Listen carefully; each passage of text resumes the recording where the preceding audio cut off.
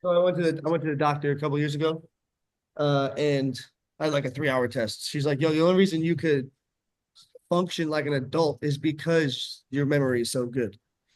I'm like, "Damn, it's that bad." All right then. So, to rest my mind, like TV does it. Like so, I just zone out. So there's a new Netflix series on it's called Black Beauty and Black by Tyler Perry series. And God, I tell you, he is so gifted the way he just creates, right? But in that series, I'm not gonna tell you what it's about. But I heard even when you're not talking, you're speaking. And I just paused it and just said, "Holy shit!" And I just like that's gonna be a title of Mindset Monday, and I'm gonna figure out how to do it. So I'm gonna talk about reading emotions because even when you're not talking, you're speaking. Does everyone get that reference?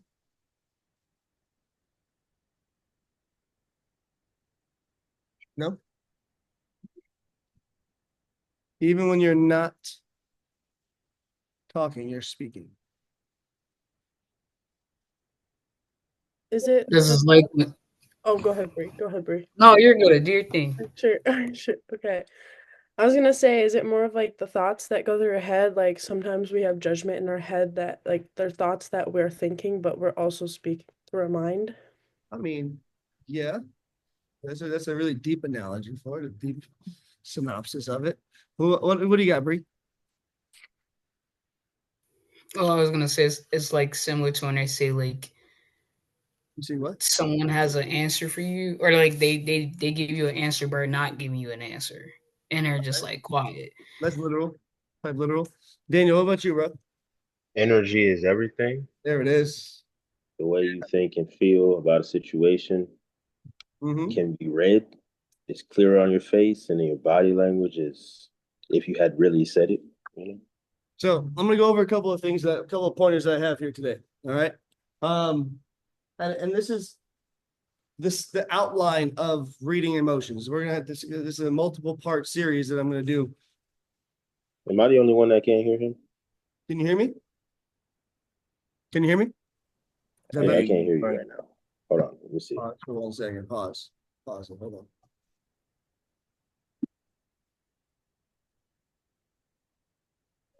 Maybe it's me.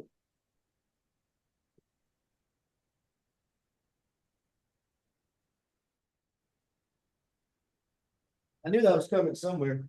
All right. You know me with my microphones. Okay. What's up, Chris? How you doing today, bro? Feeling better than I did that earlier. What happened earlier? I was under the weather. That's good. Did like the sun just come out or something? There's no sun.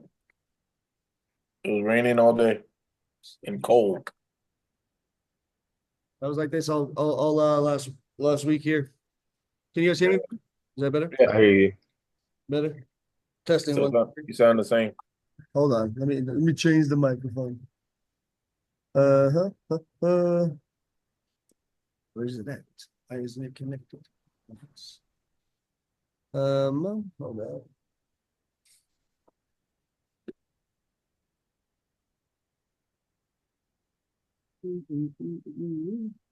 Why isn't it connected? Can you hear me? Yeah, I hear you. Is it clearer? What the same? Same. It sounds fine to me, but even earlier. Now I can't hear you at all.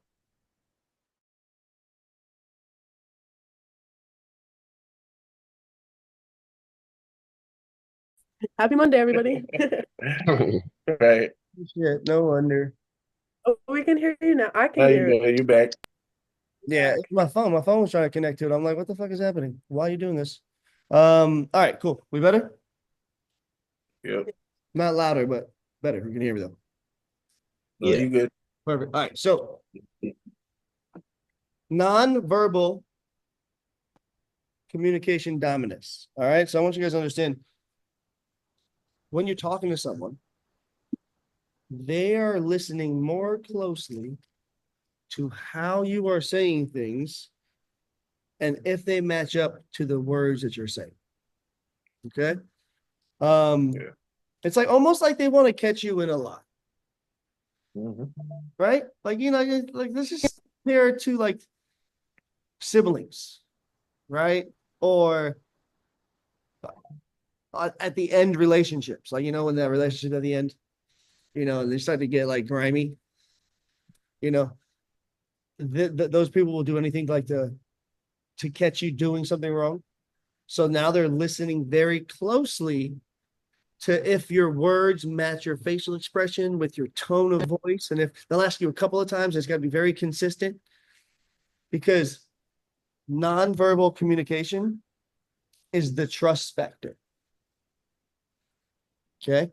They are more likely to go to how you said it or the face you said it with if it doesn't match the words.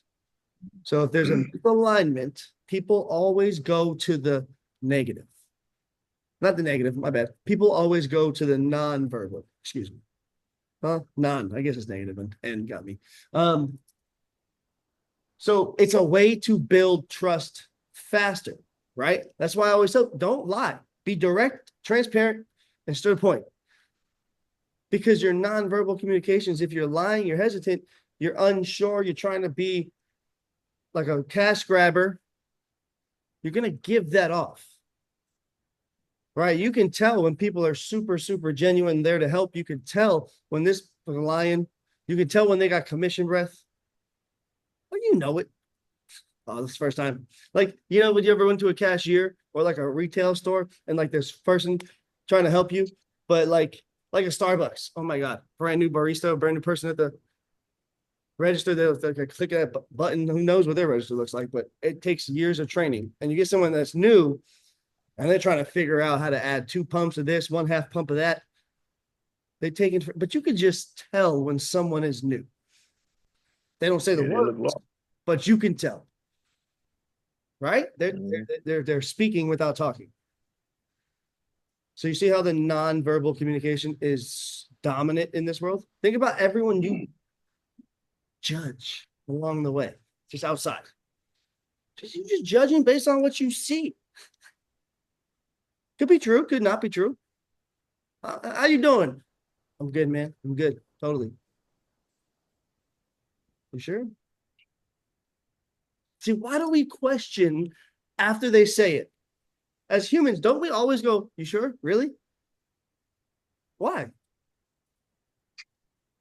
We want to know because we want it to match the second time. We want that nonverbal communication to be just the same, and if not on the same level, not if not more, so we can actually buy into it. When someone invites you to a party, are you likely to go to someone's party if they just sound like they're just not excited about it?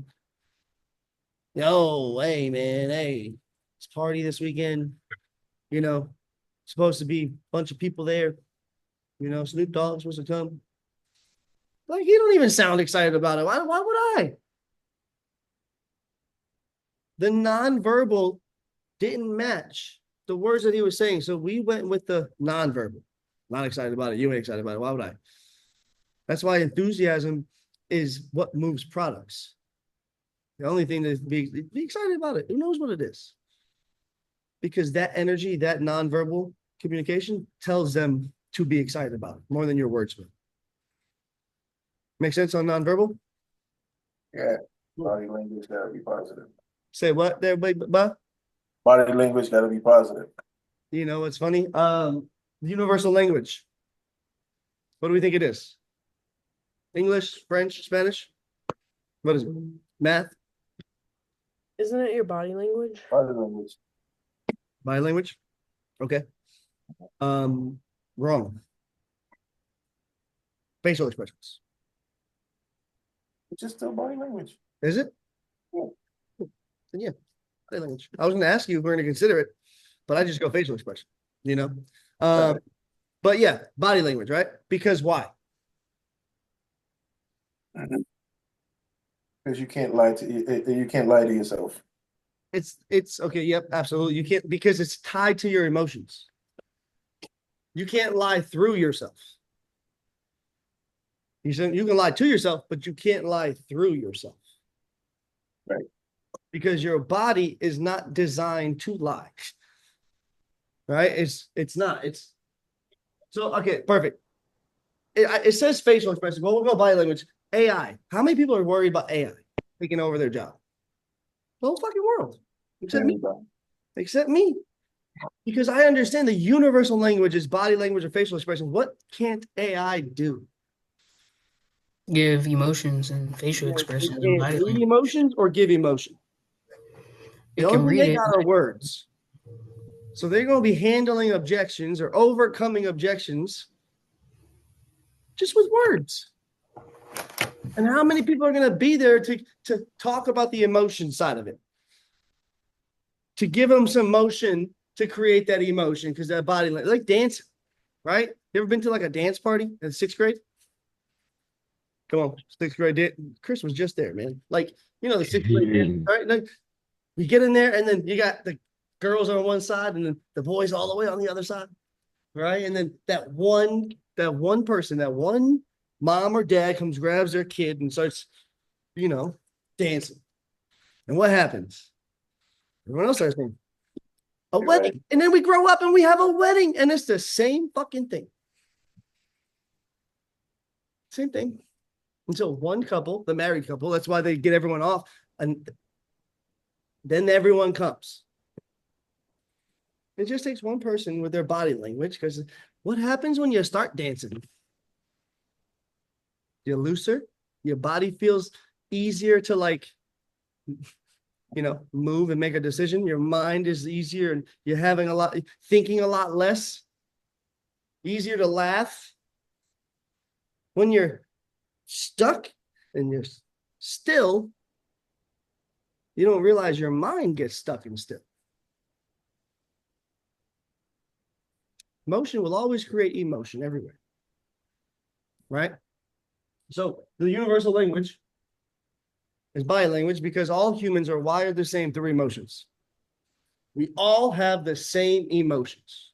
You know, it's funny, I'm doing something of this series is going to be the actual 7 universal emotions. Because all humans are the same. And if you understand all humans and how their emotions run their fucking life, when they take over, all logic goes out the door. And here's a prime example.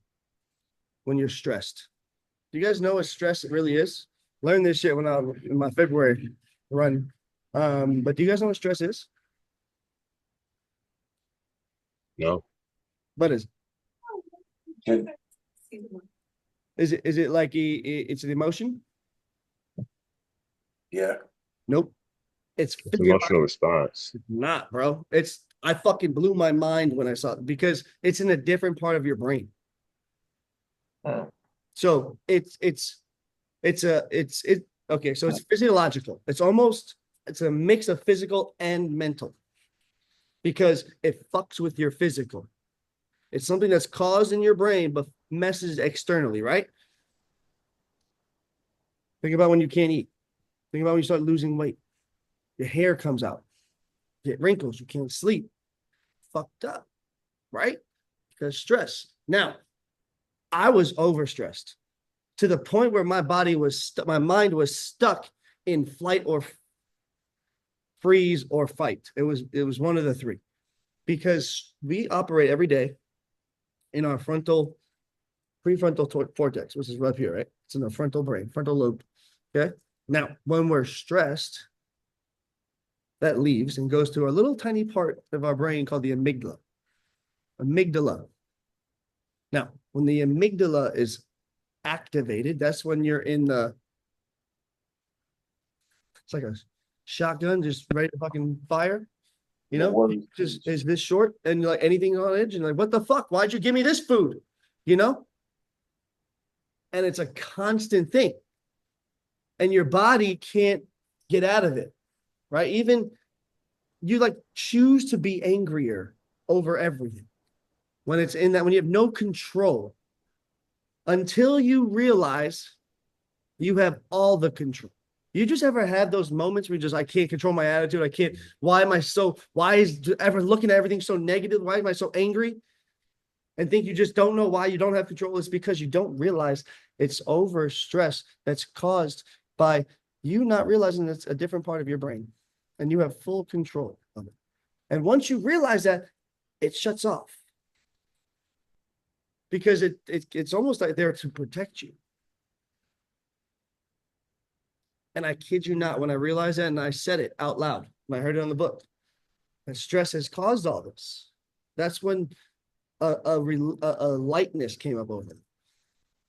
Slowly, it got like further out, but I had to realize that stress isn't something that we don't have control over.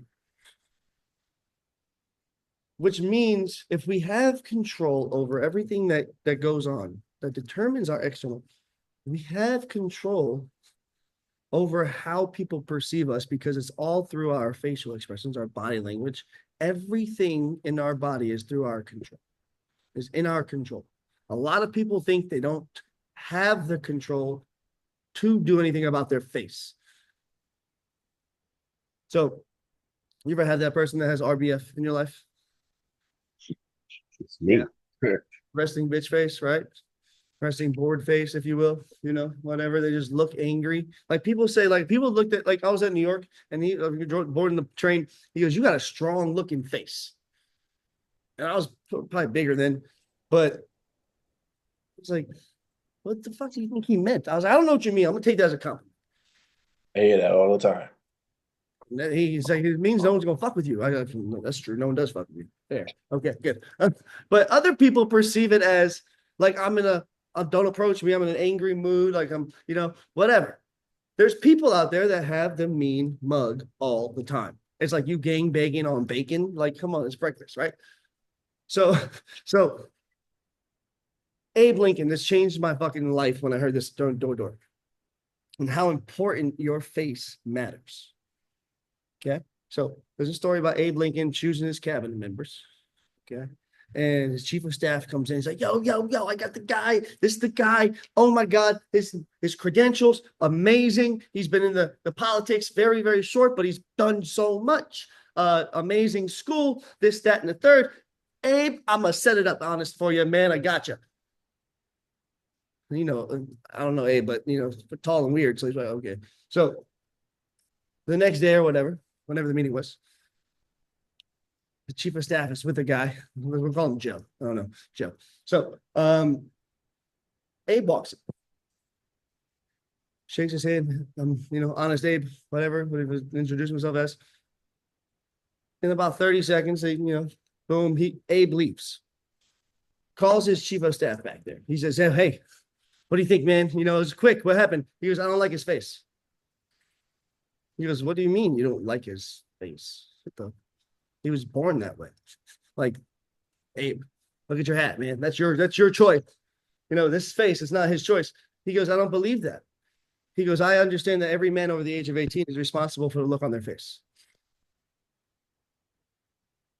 The look on your face is determined, like, think about it, how excited you are that you are somewhere. You're at a party, right? You walk in. You see someone sitting on the couch, lonely, sad, right? Fucking grouched or grumpy or whatever.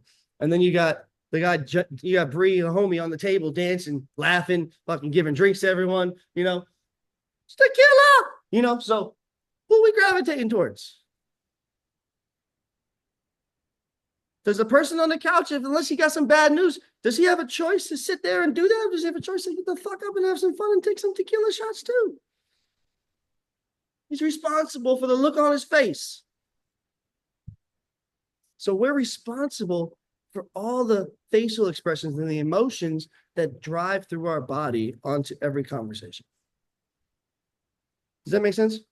Kind of a long-winded story, but we're in charge of our facial expressions, right? We're in charge of our body language. All right. Situational awareness is another one. Data, basically, aka data.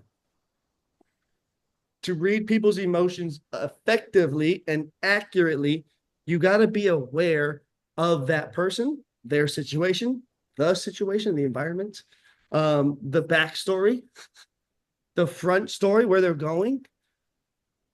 Because how easy is it to piss someone off and then like ruin the trust? Instant, right?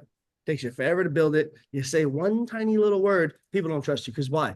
They're looking for a way and a reason to not trust you. How fucking fair is that? I didn't think it was. But it is. It's life. You know, what can we do?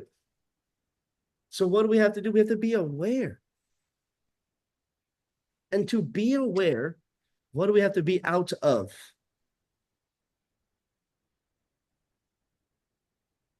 Our own mind, Yeah. our own fucking thoughts, our own problems, our own situation. Because in that moment when you're conversating with someone, it doesn't matter what your situation is, because you can't change it right then and there. It's the only thing that you can change is the amount of money in your pocket, but that ain't gonna change if you're thinking about your situation, because then you get commission bread. You know, so it's like a catch-22. It's like a double-edged sword, and you got to be careful because it's going to cut you on both sides. You know, unless you're just really here to sharpen your iron and sharpen that skill set.